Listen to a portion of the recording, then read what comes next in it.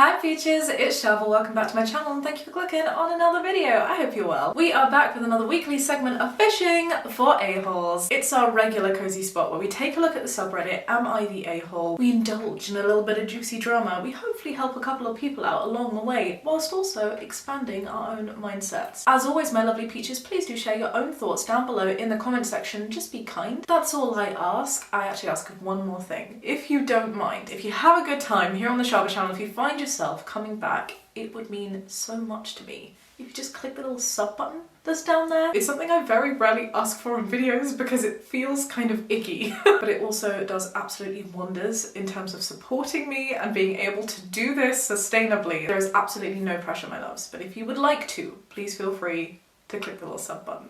Shall we dive right in to the a-holes? Am I the asshole for telling my brother that if our stepsisters aren't his siblings, then neither am I? Who? Coming in strong. I'm a 19-year-old woman. My mother got married to my stepfather 3 years ago. He has 2 daughters, aged 13 and 9, and I love them. I don't even call them my stepsisters. Fair enough, I have a pick and mix of step-siblings and half-siblings. They're all just siblings to me. Not everybody has the same view. I used to get really offended, particularly when I was younger, when someone was just like, "Oh, you're not my real sister." Like, I'd cry and lock myself in the bathroom. It became this whole thing. And even now, there are times where people refer to my siblings as like, "Oh, but they're your half-siblings." I'm like, no, they're just my siblings. My brother, 16-year-old, never really accepted our mum remarrying or the move to a new town and school, even though we were much better off money-wise. So he was 13 when this happened. That's a lot of change. Also, man of the house vibes. It is, as much as we, don't like relying on stereotypes, there is psychological differences between how boys and girls are raised in households and how they deal with that loss of a father figure. So that, with new town, new school, I get why brother might be struggling. Everyone is different.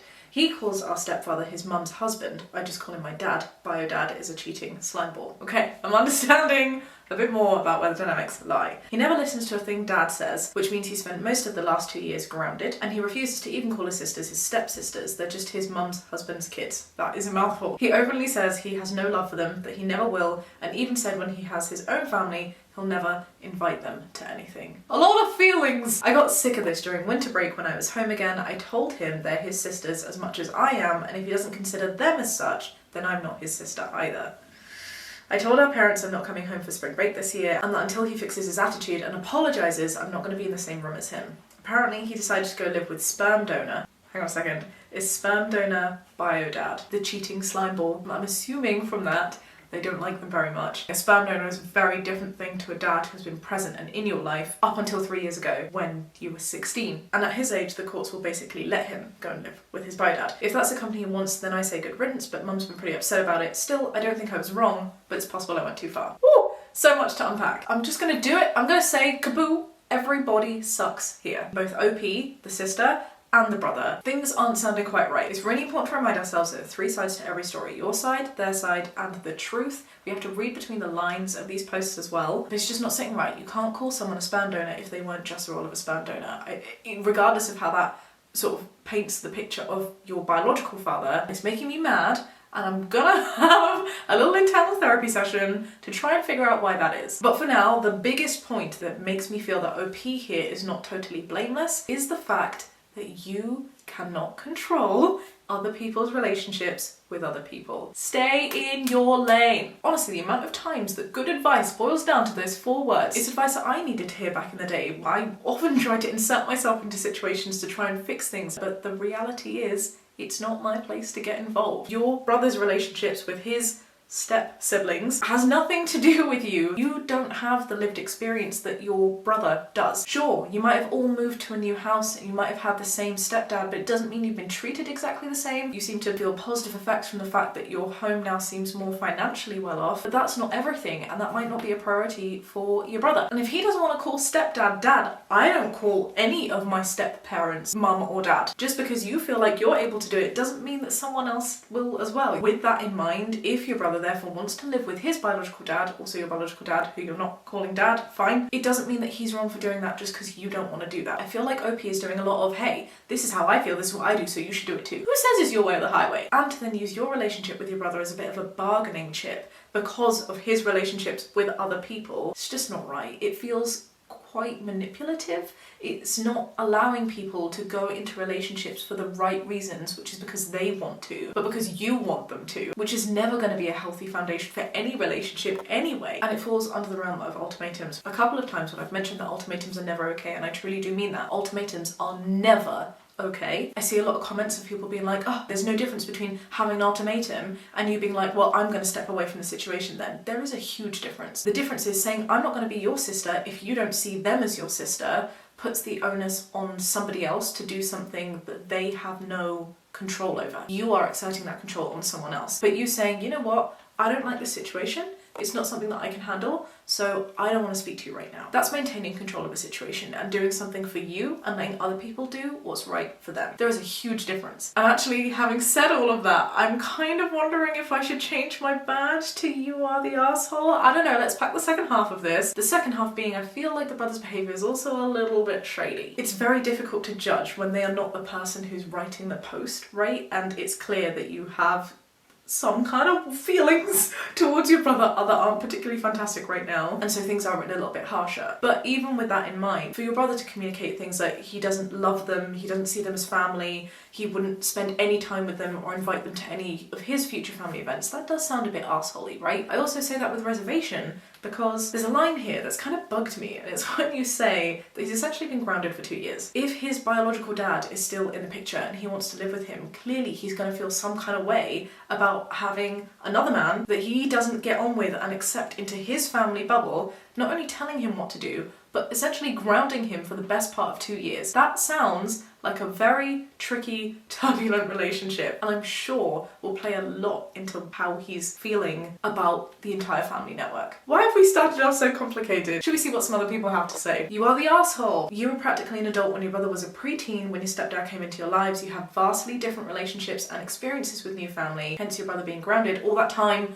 during a very important developmental stage in his young life. You can't force or bully him into loving people he doesn't love. He's allowed to have different relationships with different dynamics to you, including with his father. And a lot of people seem to agree. You are the asshole for the sole reason that you don't get to dictate how your brother handles a divorce, how your brother handles a remarriage, or how your brother relates to the stepsibs. That's such a cool term, stepsibs. You are the asshole, you are the asshole. Sperm donor, whoa, okay. Sounds like OP's using her anger to justify invalidating and driving away her brother. A strong "you're the asshole" here for many reasons. Well, there you go. The rest of the internet seems to be a little bit harsher with their judgment. What do you think, my loves? Let me know downstairs in the comment section. Would I be the asshole for not going on a family vacation because my brother wants to bring his dog? I love the fact that people are trying to learn from past experiences, but I love it even more when people are like, I haven't done a bad thing yet. I'm just asking if I'm gonna. Pre-COVID, I, 33-year-old man, would go on family vacations with my family. My parents, late 50s, brother, 27, and sister, 29. For a multitude of reasons, we haven't done a trip since 2018. I'm married, we have an 18-month-old, my sister has a boyfriend, and my brother has some sort of terrier, and no girlfriend that I know of. My brother's morphed into a self-described dog dad, and based off social media seems to rarely do things without the dog. Ah, babe. I, too, have experienced this recently. Some of my closest friends have got a dog. I love them to bits. I don't see them anymore. Partly because I'm very busy, but also because they have this beautiful, glorious new puppy in their lives, and I get it. If I had a dog, I probably also wouldn't go out very much. The priorities shift. We gotta, you know, understand and accept that there's a new balance in life, a new yin-yang. We live in the same city, but different areas, and we don't see him all that much. The few times I've been around his dog, it behaves fine. It's too friendly for me. And I can't speak to how it behaves over multiple days or around babies. I'm either thinking, number one, you are like super not a dog person, in which case you do you, or the alternative is you're essentially saying that the dog is like not very well trained. Are you thinking the dog is too lovey, that you can't get the dog down, that the dog isn't recalled by your sibling, brother? Because terriers are yappy and small and very excitable and full of energy, and it could be that you're like, you know what, dog? I love you, but like, whoa, calm. Let's read on. My parents have a a beach house in Florida booked. In a few weeks, the deadline for a full refund for cancelling is coming up. We live in the west side of the state, so we'll be flying, and I found out that my brother plans to bring the dog. My parents aren't thrilled about it, but it is what it is. Those are my parents' words. I'm not a dog person. There it is. I despise them on aeroplanes. I don't want to travel with the dog. Tentatively, we are on the same flight. I don't want to stay the week in the same house as the dog. I don't want activities based on being dog friendly, and I don't want the dog around my son. All these things that you've said, I'm sure there are many people that despise the idea of having 18-months-old on aeroplanes, staying a week in the same house with an 18-month-old, doing activities that have to be 18-month-old friendly. It works both ways, babe, you know? Our parents want to stay out of it and have us hash it out. I broached the topic with my brother. Essentially, he isn't flexible on the dog. Would you be flexible with the baby? It's his family and it's a family vacation. He says my 18-month-old will be far more annoying and loud than his dog. He seems firm on this and I'm ready to pull out the trip. If I don't go, the trip might fall apart. Would I be the asshole? Would you be the asshole for pulling out the trip and not going because you don't want to go with the dog? No, not at all. You are not the asshole. If you don't want to go on a trip, you don't want to go on the trip. Again, you cannot ultimatum. You cannot say, it's me or the dog. That doesn't work. But you can say, I'm just not gonna go. You're not forcing other people to do anything. You're removing yourself from the situation. Are you being a bit arsehole-y though? / would you be the asshole for going and telling your brother not to bring the dog? Yes, you would be the asshole. I'm not comparing dogs to people, but in the same way that you have issues with dogs, other siblings might have issues with babies. No one would ever expect you to not bring your baby on a family holiday, and if it's a family holiday that's also pet friendly. Imagine if your other sibling brought a partner that you didn't particularly like. You can't tell someone to leave their loved one away just because you don't like the dynamic that brings in. I feel like it's the same vein. An annoying in-law that you don't particularly like, an annoying child, or an annoying pet, in my opinion. Now what you can do, however, is set boundaries. You can make it very clear that you particularly don't like this additional third party, or you don't like certain actions that they do, and therefore you would like to create very well communicated boundaries to mitigate those things that you don't like. If it was a partner, you could be like, of course I expect them to come, but I'm not going to speak to them. I'll sit on the other end of the table. I'm not going to do yoga with them, but if we're going on a family boat trip, I'll go on the boat. Similarly, if it's a dog, and especially if you're concerned about a baby, you can be like, hey, babe, your dog is super duper yappy and it's getting on my nerves, so you know, can you control your dog? Can you make sure that your dog doesn't jump up on me and certainly doesn't jump up on the baby? There are definitely ways to make cohabitation work. Why do I feel like these are particularly tricky? I feel like they're not really black and white today. You are the asshole. It's a small dog and you said it was well behaved. It's fair to ask the dog's kept away from the baby. A baby's far more inconvenient than a dog. You can leave the dog at home for a few hours if people want to eat at a nice restaurant. It's rude to bring a baby to a nice restaurant. They've got bedtimes, they scream at movies. Kids are awesome, but you're on a different planet if you think that the vacation's going to revolve around the dog. It's gonna revolve around your baby. You both have dependent little squishes, like recognize. I also want to throw in that babies on airplanes are way, way worse than dogs. I feel like the internet's being really harsh. Maybe I'm being too kind. Should we see if this continues with the third one? Am I the arsehole for expecting my partner to pay half of my hospital bill? I can't get a vibe from this title. Okay, coming here as a last resort because I genuinely think that the problem could be the end of my marriage. My husband, 35-year-old man, I'm a 30-year-old woman, welcomed our first baby 3 months ago. Congratulations. We've been married 7 years now, decided it was time to expand our family, everything was going well, and we were in a little newborn bubble of bliss. I like that, newborn bubble of bliss. Until the hospital bills came. Both my husband and I have jobs and everything financially split 50-50, but we always keep our money separate with the exception of a joint account for bills. I can relate. Throughout the duration of my pregnancy, I plan to go for an unmedicated, natural birth as little intervention as possible. Braver than I, babe. That was up until I hit the 24-hour mark of labour. I caved and I got the epidural, which I was open to having if needed. You cave when you've been like eyeing up a profiterole, you know, and you're like, should I? Oh, I shouldn't, but okay, I will. But being in what is described as the most painful state a person will ever be in, having gone entirely unmedicated and being in that state for over 24 hours, I think you need to give yourself a little credit. You didn't cave to get the epidural. You needed it, babe, and that's totally okay. My husband had no problems with it, even encouraged it. When the bill came, he brought it to me to pay all $8,000 plus after insurance from my personal savings. I asked why. He said, you're the one that couldn't hold out a few more hours and jacked up the bill with all your meds and an extra night's stay, and he shouldn't have to pay for all of my extra requests.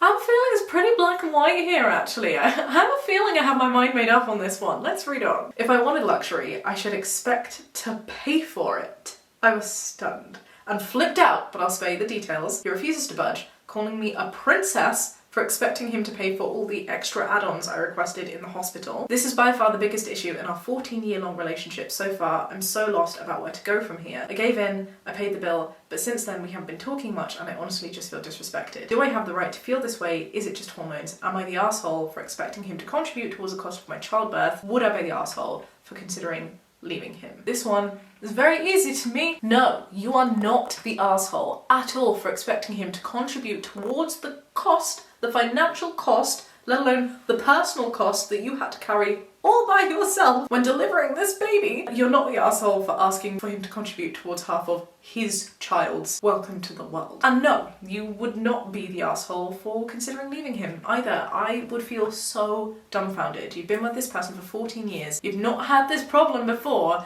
and now this comes up? It might sound very dramatic to some people, but honestly, I would consider leaving someone on that basis too. The incompatible value that occurs with that mindset is just not something that I could comprehend or see as in any way equal or respectful from a partner. I want to understand a bit more about these additional costs as well, just so I can be fully informed. What were the extra add-ons? My epidural, I made it 24 hours, surely I could have lasted 14 more. The lactation consultant, didn't I read enough books? The nursery fee, it's our baby so he should stay in the same room with us no matter how sleep deprived we are. An extra night stay, suggested by the nurse to help me recover from the zero sleep that I had. Food I ate, I should have packed snacks because I knew it could be long. My postpartum supplies, I should have brought my own. And when they tested his blood, I requested they also test for the blood condition that runs in my family. After listing this out, I'm now realising how stupid I was to think I was in the wrong here. I'm glad, babe. You are so not the asshole. He is such an asshole. This is not okay. I don't know if maybe, because it sounds like it's really out of the blue, this is like a reaction, an overwhelmed reaction to now being a dad.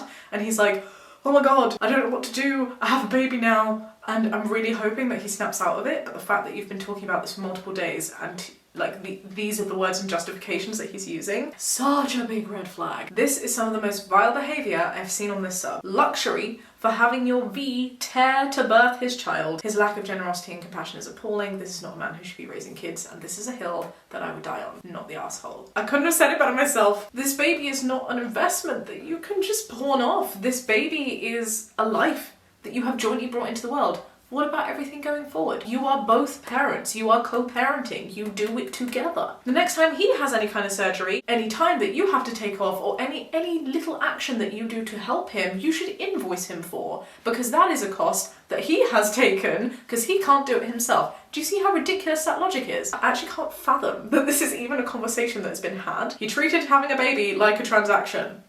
Divorce his ass and file for the 4K when you do. This isn't just is he an asshole, this is beyond cruel. If you had a daughter, would you let her partner do something like this to her? I think that is a really good question and such a beautiful sort of principle to think about as an ending point for this video. I think very often we treat ourselves with such little respect because self-love is a really difficult thing to practice. But if you put these situations that we might be struggling with onto our friends, onto other people who we love and care about, we can be so fierce. Don't put up with that crap. And sometimes that's just the exercise we need to think I am doing myself an injustice here by putting up with this shit. You are not the asshole, my love. I definitely think that was a direct one that we needed to end this video. If you enjoyed this video, do give it a thumbs up, subscribe if you would like to see more. Please do so. We do Am I the Assholes like this every week here on the Shaaba channel. And I'll catch you next time with another video. Be kind and have a great day. Bye.